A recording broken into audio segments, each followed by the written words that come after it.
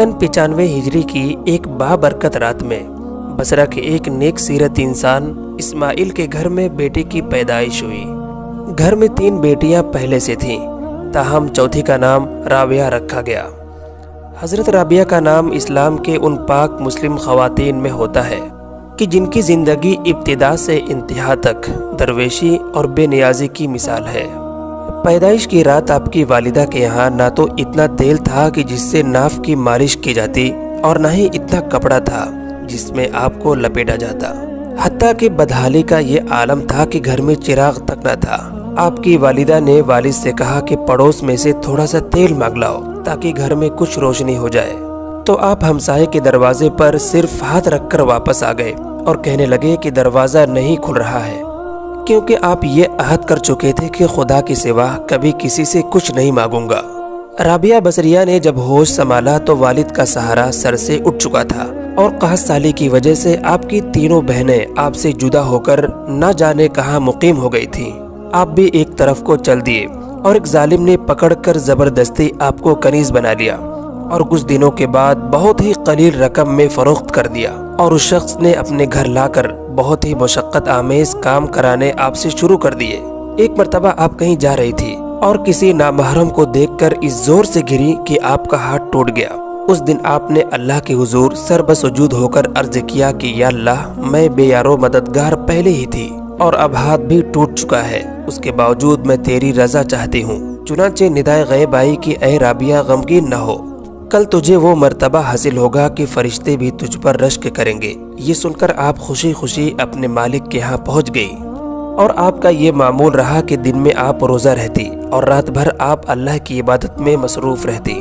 एक शब जब आपके मालिक की आंख खुली तो उसने हैरत से चारों तरफ देखा और उस वक्त एक कोने में आपको सजदे में पाया और आपके इर्द गिर्द नूर देखा और एक कहते हुए पाया कि अगर मेरे बस में होता तो हर वक्त तेरी इबादत में गुजार देती, लेकिन चूंकि तूने गैर का महकूम बना दिया है इसलिए देर से तेरी बारगाह में हाजिर होती हूँ। ये सुनकर आपके आका बहुत परेशान हो गए और ये अहद कर लिया कि मुझे तो अपनी खिदमत लेने के बजाय उल्टी इनकी खिदमत करनी चाहिए। चुनांचे सुबह होते ही आपको आज़ाद कर दिया और कहा कि अगर आप यहीं क़याम फरमाएं तो बाइसे सआदत है, वैसे आप कहीं अगर जाना चाहें तो आपको इख्तियार है। ये सुनकर आप हुजरे से बाहर आ गईं और जिक्र अस्कार में मशगूल हो गईं। आप शबो रोज़ में 1000 रकात पढ़ा करती थीं और गाहे बगाहे हज़रत हसन बसरी रहमतुल्लाह अलैह के वाज़ में भी शरीक होती।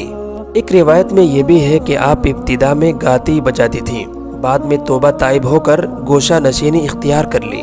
आप उलूम ज़ाहिरी इख्तियार करने के लिए कोफा की तरफ चल पड़ी, जो उस वक्त बहुत बड़ा इल्मी मरकज़ था।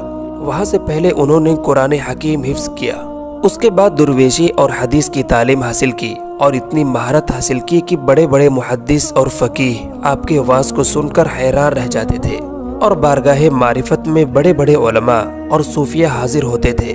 उनमें सरे फहरिस्त इमाम सुफियान सोरी हैं, जिनको अमीरुल मोमिनीन फिल हदीस कहा जाता है।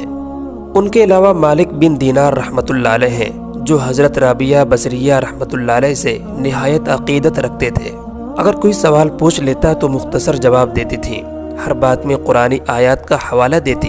जब किसी ने उसकी वजह पूछी तो फरमाया कि जब इंसान कुछ बोलता है तो फरिश्ते उसको लिखते हैं, इसलिए कुरानी आयत के अलावा कुछ नहीं बोलती कि कहीं मेरी ज़ुबान से कुछ गलत बात न निकल जाए और फरिश्ते उसको लिख लें।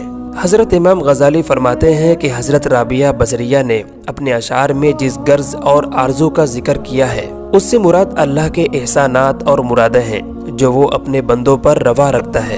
एक दफ़ा लोगों ने आपसे सवाल किया कि आप निकाह क्यों नहीं कर लेती, तो फरमाया कि मुझे 3 बातों का अंदेशा है, अगर उनमें से मुझे निजात मिल जाए तो निकाह कर लूँगी। पहला ये कि मरते वक्त ईमान सलामत ले जाऊँगी या नहीं। लोगों ने कहा कि मालूम नहीं। दूसरा ये कि आमाल नामा दाएं हाथ में दिया जाएगा या बाएं हाथ में। लोगों ने कहा मालूम नहीं। और तीसरा ये कि क़यामत के दिन एक गुरूह को दाएं तरफ से ले जाया जाएगा और दूसरे गुरूह को बाएं तरफ से ले जाया जाएगा, तो मैं किस जानिब ले जाई जाऊंगी। लोगों ने कहा कि इसके बारे में इल्म नहीं। हज़रत राबिया कहती हैं कि जिसे इतने सारे गम हो वो औरत शौहर की ख्वाहिश कैसे कर सकती है। उनका दिल हमेशा खौफ इलाही से मामूर रहता था।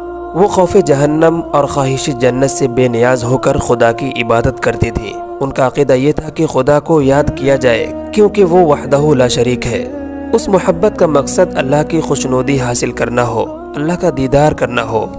آپ ہمیشہ روتی تھیں، فرمایا کرتی تھی کہ میں نے صرف اللہ سے محبت کی ہے، ڈرتی ہوں کہ مرتے وقت آواز نہ آئے کہ رابعہ تو ہمارے لائق نہیں۔ وہ ہمیشہ خردور کمبل کا کرتا پہنتی تھیں اور وصیت فرماتی تھی کہ مرنے کے بعد اسی میں دفن کی جاؤں۔ ان کے انتقال کے بعد ایک خاتون نے انہیں خواب میں دیکھا کہ بہت ہی قیمتی ریشمی کرتا پہنی ہوئی تھی۔ خاتون نے سوال کیا کہ کمبل کا کرتا کہاں گیا، تو کہنے لگے کہ رحمان نے اس کرتے کے بدلے میں یہ کرتا عطا فرمایا ہے۔ اس عورت نے کہا کہ قرب الہی کا کوئی طریقہ بتا دیں، تو کہنے لگے کہ قرب الہی کے لیے یاد الہی سے بہتر کوئی چیز نہیں۔ اکثر وہ اشعار پڑھا کرتی تھیں جن کا ترجمہ کچھ یوں ہے: اے میرے آقا، بندے قربتوں میں تیرا قرب ڈھونڈتے ہیں، تیری عصمت کی گیت سمندر میں مچھلیاں گاتی ہیں، اور تیرے مقدس جلال کی وجہ سے موجیں ایک دوسرے سے ٹکراتی ہیں۔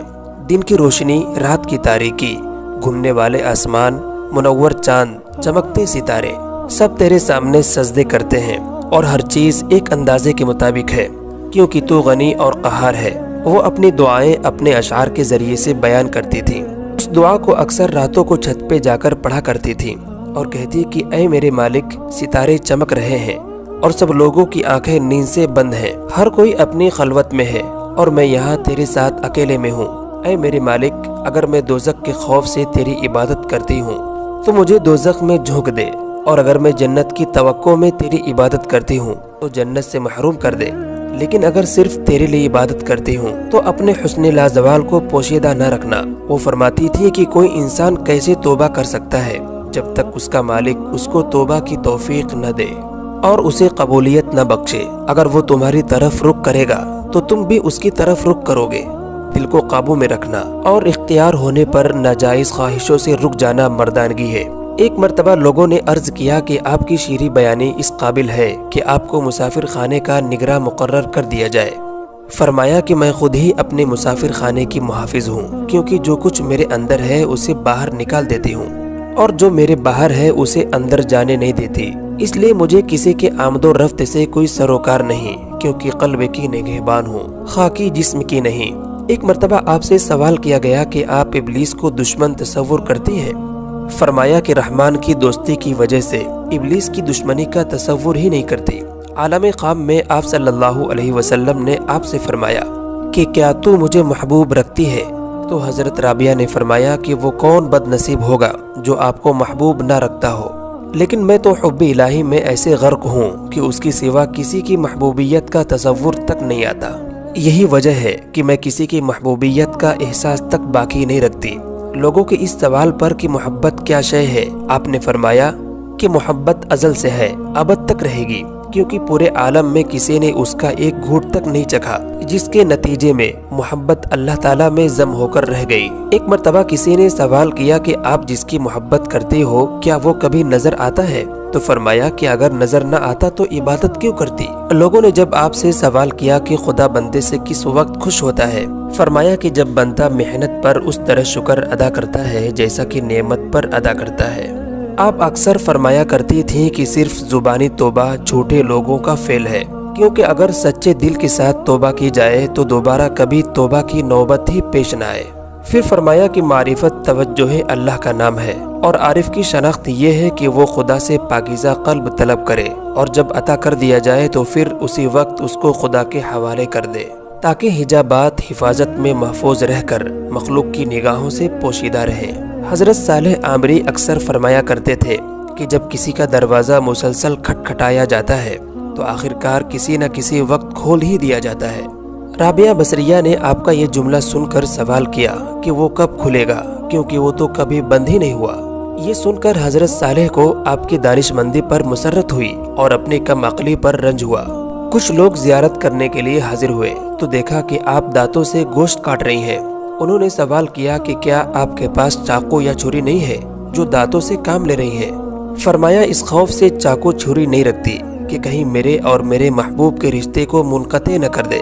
ایک مرتبہ آپ نے مسلسل 7 شب و روز روزہ رکھے اور شب میں قطعاً آرام نہیں کیا، لیکن جب 8ویں دن بھوک کی شدت سے نفس نے فریاد کی کہ مجھے کب تک اذیت دوگی؟ تو اسی وقت ایک شخص کھانے کی کوئی شے پیالے میں لے کر حاضر ہوا۔ آپ لے کر شمع روشن کرنے اٹھی، اسی وقت گر کر ٹوٹ گیا۔ اس وقت ایک آہ بھر کر اللہ سے فریاد کی کہ میرے ساتھ یہ کیا معاملہ کیا جا رہا ہے۔ ندا آئی کہ اگر دنیاوی نعمتوں کی طلبگار ہو تو ہم عطا کیے دیتے ہیں، لیکن اس کے عوض میں اپنا درد قلب سے نکال لیں گے، اس لیے کہ ہمارا غم اور غم روزگار کا ایک قلب میں رہنا ممکن نہیں ہے۔ یہ ندا سنتے ہی دامن امید چھوڑ کر اپنا دل دنیا کی محبت سے اس طرح خالی کر دیا کہ جس طرح موت کے وقت مرنے والا امید زندگی ترک کر کے قلب کو دنیاوی تصورات سے خالی کر دیتا ہے۔ اس کے بعد آپ دنیا سے اس طرح کنارہ کش ہو گئیں کہ آپ ہر صبح یہ دعا کرتی تھیں کہ اے اللہ مجھے اپنی جانب اس طرح متوجہ فرما لے کہ اہل جہاں مجھے تیرے سوا کسی کام میں مشغول نہ دیکھیں۔ حضرت عبد الواحد عامری بیان کرتے تھے، ایک مرتبہ میں اور حضرت سفیان ثوری حضرت رابعہ کے مزاج پرسی کے لیے حاضر ہوئے تو لب کشائی کی ہمت ہی نہیں ہو رہی تھی۔ حضرت رابعہ نے فرمایا کہ کچھ گفتگو کیجیے، تو ہم دونوں نے عرض کیا کہ اللہ آپ کا مرض دور فرمائے۔ رابعہ نے عرض کیا کہ اللہ تعالیٰ آپ کا مرض دور فرمائے، اور میں اس عطا کردہ کرشمے کا شکوہ کیسے کر سکتی ہوں، کیونکہ یہ کسی دوست کے لیے بھی مناسب نہیں ہے کہ رضائے دوست کی مخالفت کرے۔ پھر حضرت سفیان نے پوچھا کہ آپ کو کسی شے کی خواہش ہے؟ فرمایا کہ تم صاحب معرفت ہو کر ایسا سوال کرتے ہو۔ فرمایا کہ بصرہ میں کھجور کی موجودگی کے باوجود 12 سال سے کچھ کھانے کی خواہش ہے، لیکن میں نے محض اس لیے نہیں چکھی کہ بندے کو اپنی مرضی کے مطابق کوئی کام نہیں کرنا چاہیے، کیونکہ رضائے الہی کے خلاف کام کرنا کفر کے ہم معنی ہے۔ پھر حضرت سفیان نے اپنی دعا کی درخواست کی تو فرمایا کہ اگر تمہارے اندر حب دنیا نہ ہوتی تو نیکی کا مجسمہ ہوتے۔ انہوں نے عرض کیا کہ یہ کیا فرما رہی ہیں؟ آپ نے فرمایا کہ سچ کہہ رہی ہوں، کیونکہ اگر ایسا نہ ہوتا تو تم کم عقل باتیں نہ کرتے، اس لیے کہ جب تمہیں علم ہے کہ یہ دنیا فانی ہے اور فانی شے کی ہر شے فانی ہوتی ہے، اس کے باوجود تم نے یہ سوال کیا کہ آپ کو کوئی شے کی خواہش ہے۔ یہ سن کر سفیان نے محو حیرت ہو کر بارگاہ الہی میں عرض کیا کہ یا اللہ میں تیری رضا کا جویا ہوں۔ رابعہ نے عرض کیا کہ تمہیں رضا الہی کی جستجو کرتے ہوئے ندامت نہیں ہوتی، جبکہ تم خود اس کی رضا کے طالب نہیں ہو۔ حضرت مالک بن دینار فرمایا کرتے تھے کہ ایک مرتبہ رابعہ بصریہ کے پاس بغرض ملاقات پہنچا تو دیکھا کہ ٹوٹا ہوا مٹی کا لوٹا ہے جس سے آپ وضو کرتی ہیں اور پانی پیتی ہیں، اور ایک بوسیدہ چٹائی ہے جس پر اینٹ کا تکیہ بنا کر سوتی ہیں۔ میں نے عرض کیا کہ میرے بہت سے احباب مالدار ہیں، اگر آپ کی اجازت ہو تو آپ کے لیے کچھ عطا کروا دوں۔ آپ نے عرض کیا کہ کیا مجھے اور آپ کو روزی عطا کرنے والی ذات نہیں ہے؟ کیا درویشوں کی غربت کی وجہ سے اس ذات نے فراموش کر دیا ہے؟ میں نے عرض کیا کہ نہیں۔ تو رابعہ نے فرمایا کہ جب وہ ذات ہر فرد کی ضروریات سے واقف ہے تو پھر ہمیں کسی چیز کی ضرورت نہیں ہے، اور ہمیں اس کی خوشی میں خوش ہونا چاہیے۔ مشائخین بصرہ میں سے ایک شخص آپ کے پاس جا کر بیٹھے اور بیٹھے بیٹھے دنیا کی شکایتیں کرنے لگے تو رابعہ نے فرمایا کہ غالباً آپ کو دنیا سے بہت زیادہ لگاؤ ہے، کیونکہ جو شخص جس سے بہت زیادہ محبت کرتا ہے اسی کا ذکر بہت زیادہ کرتا ہے۔ اگر آپ کو اس دنیا سے لگاؤ نہ ہوتا تو آپ اس کثرت سے دنیا کا ذکر نہ کرتے۔ وفات کے وقت مجلس میں حاضرین مشائخین سے آپ نے فرمایا کہ آپ حضرات یہاں سے ہٹ جائیں، ملائکوں کے لیے راستہ چھوڑ دیں۔ چنانچہ سب باہر آ گئے اور دروازہ بند کر لیا۔ اس کے بعد اندر سے آواز آئی کہ اے مطمئن نفس، اپنے مولا کی جانب لوٹ چل، اور جب اندر سے آواز آنا بند ہو گئی، لوگوں نے اندر جا کر دیکھا تو روح پرواز کر چکی تھی۔ مشائخین کا قول ہے کہ رابعہ نے خدا کی شان میں کبھی کوئی گستاخی نہیں کی، اور مخلوق سے کچھ طلب کرنا تو درکنار، اپنے مالک حقیقی سے بھی کچھ نہیں مانگا، اور انوکھی شان کے ساتھ دنیا سے رخصت ہو گئی۔ انا للہ و انا الیہ راجعون۔ اللہ ہم سب کو قلب سلیم عطا فرمائے اور قرآن و حدیث پر چلنے کی توفیق عطا فرمائے، آمین۔